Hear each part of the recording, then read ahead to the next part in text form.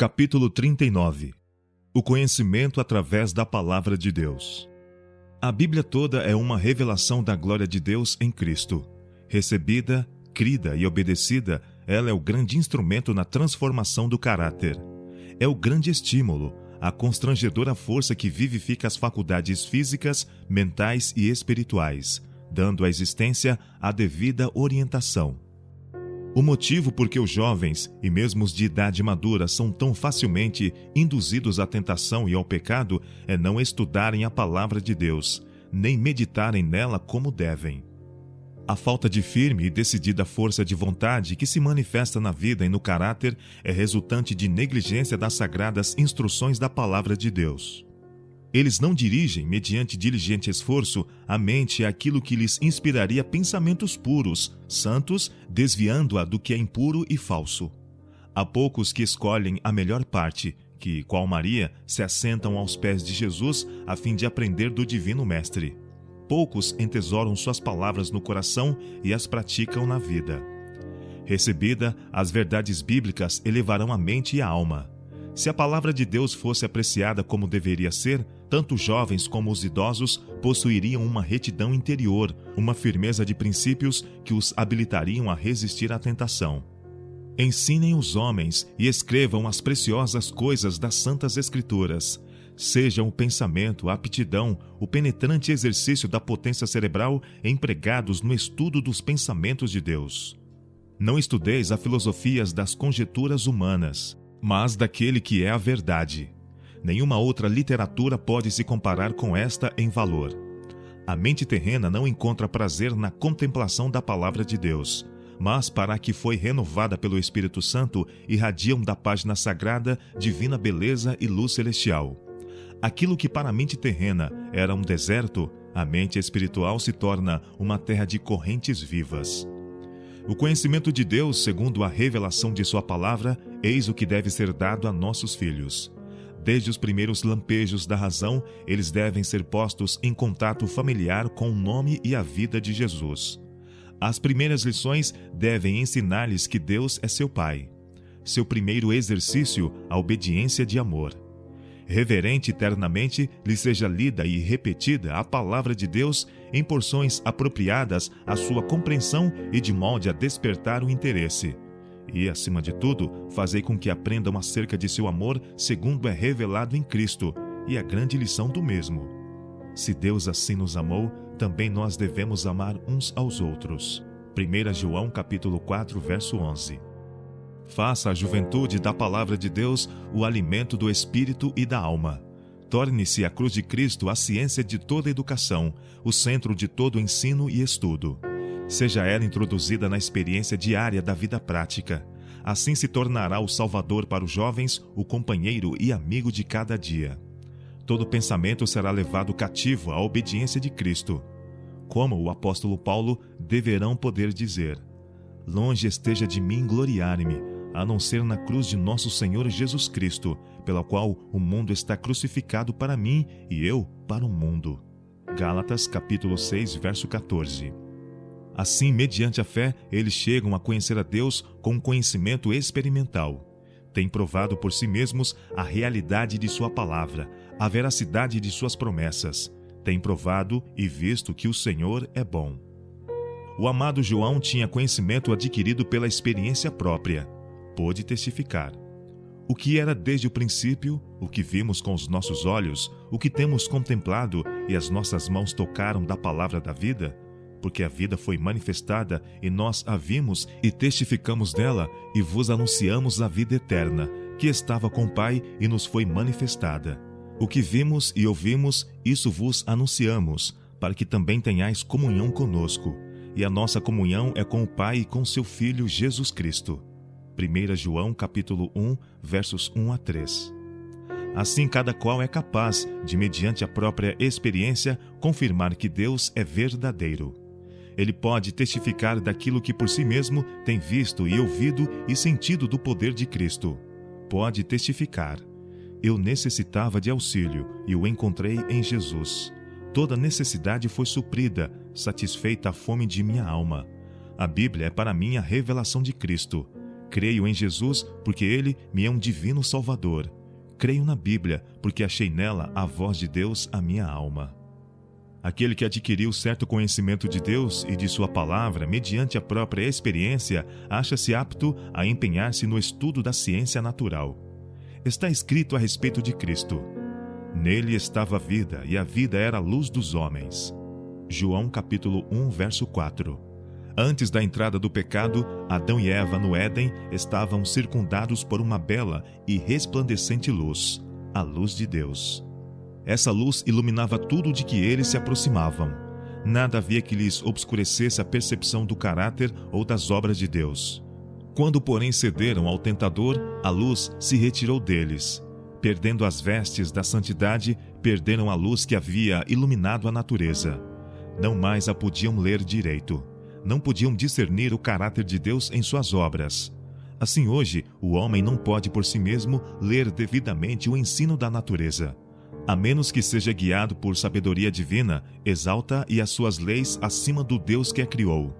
É por isso que as ideias meramente humanas quanto à ciência tantas vezes contradizem o ensino da palavra de Deus.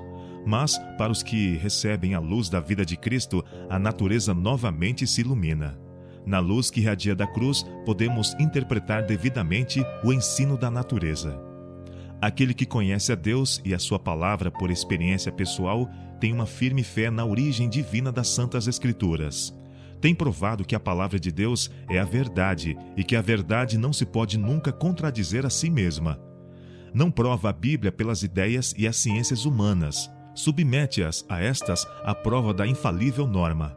Sabe que na verdadeira ciência nada pode haver que esteja em contradição com o ensino da palavra.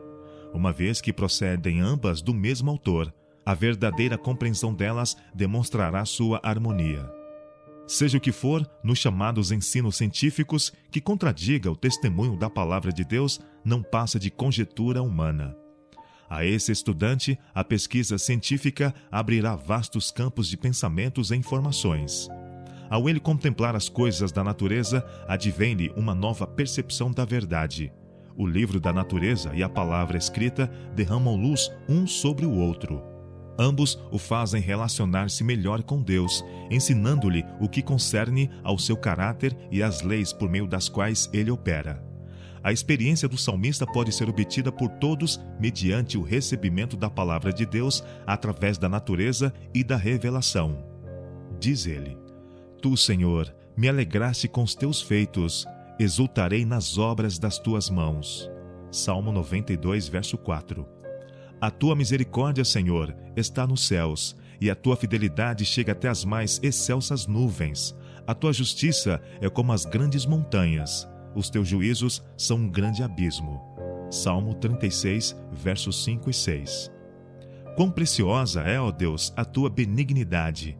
Os filhos dos homens se abrigam à sombra das tuas asas, e os fará beber da corrente das tuas delícias, porque em ti está um manancial da vida.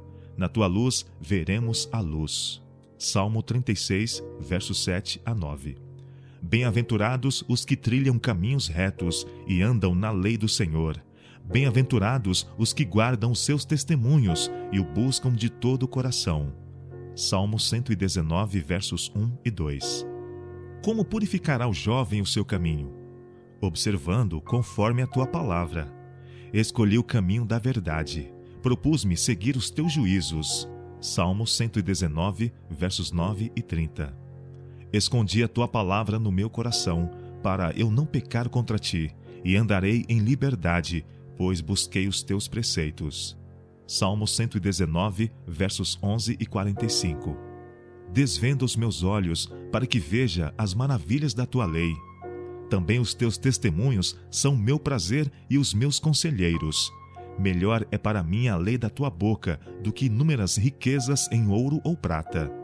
Salmo 119, versos 18, 24 e 72. Oh, quanto amo a tua lei!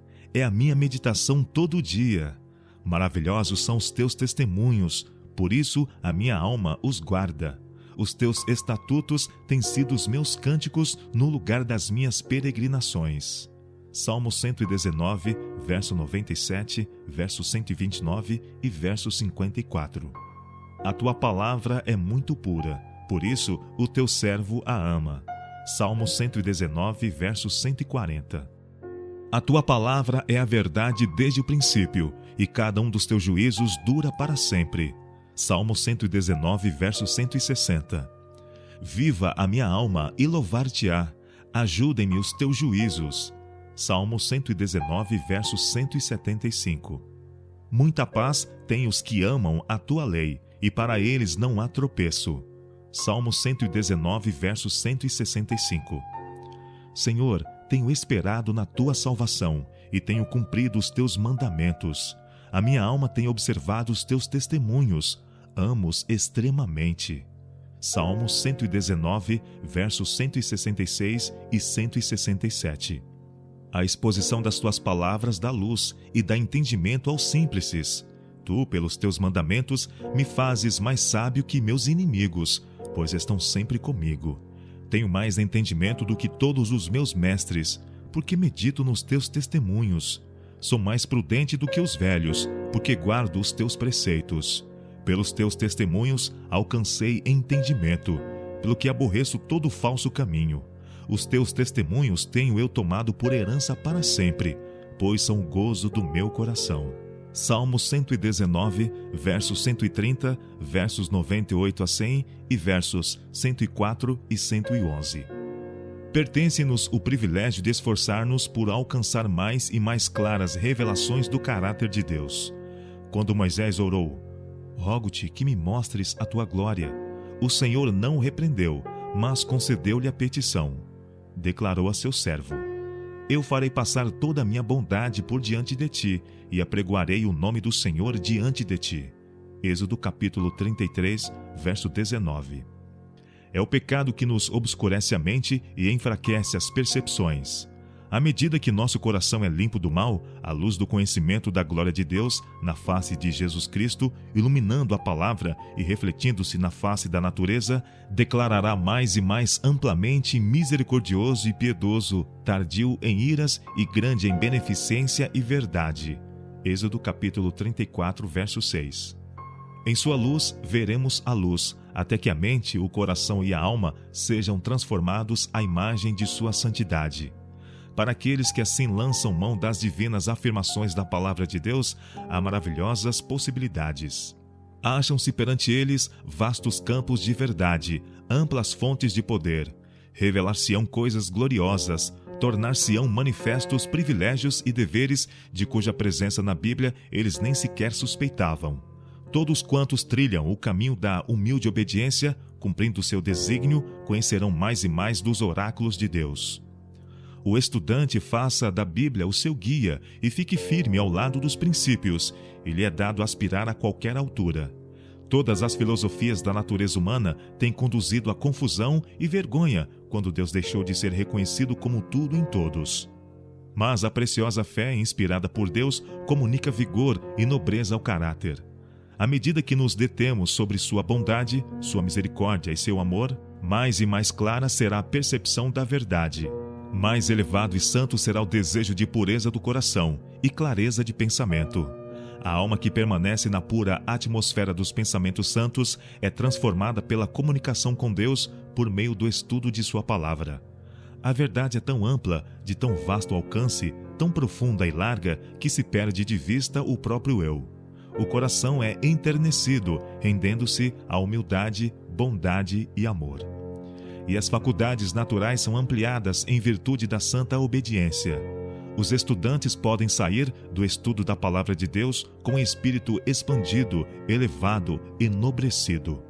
Se, como Daniel, eles são ouvintes e praticantes da palavra de Deus, podem, como ele, avançar em todos os ramos do saber. Sendo puros de coração, tornar-se-ão também mentalmente poderosos. Toda a faculdade intelectual será vivificada. Poderão educar-se e disciplinar-se a si mesmos de tal maneira que todos dentro da esfera de sua influência hão de ver o que pode ser o homem e o que pode realizar quando em ligação com Deus de sabedoria e poder. A obra de nossa existência aqui é um preparo para a vida eterna. A educação principiada na terra não se completará nesta vida. Prosseguirá por toda a eternidade, sempre em progresso, sem nunca se completar. Mais e mais amplamente se revelarão a sabedoria e o amor de Deus no plano da redenção. Ao guiar seus filhos às fontes das águas vivas, o Salvador lhes comunicará abundância de conhecimentos. E dia a dia, as maravilhosas obras de Deus, as provas de seu poder na criação e manutenção do universo, desdobrar-se-ão perante seu espírito em uma nova beleza. À luz que radia do trono, desaparecerão os mistérios, e a alma se encherá de espanto em face da simplicidade das coisas antes não compreendidas. Vemos agora por espelho, obscuramente, mas então face a face. Agora conhecemos em parte, mas então havemos de conhecer como também somos conhecidos.